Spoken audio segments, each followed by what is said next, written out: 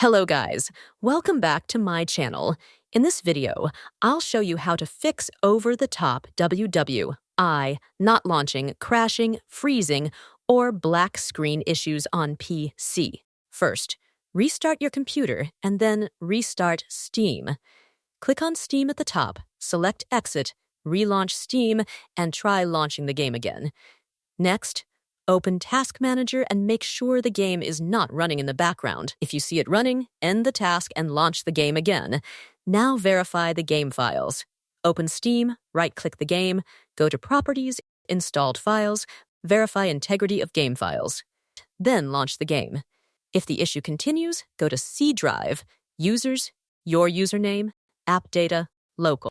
Enable hidden items if you don't see app data, then find the WWE 2K26 folder and rename or delete it. You can also try launch options. Right-click the game in Steam, Properties, Launch Options and type DX11, or try DX12. Also update your graphics driver from the NVIDIA or AMD website and make sure Windows is updated. If nothing works, reinstall the game to a different drive. Thanks for watching, and please like the video and subscribe to the channel.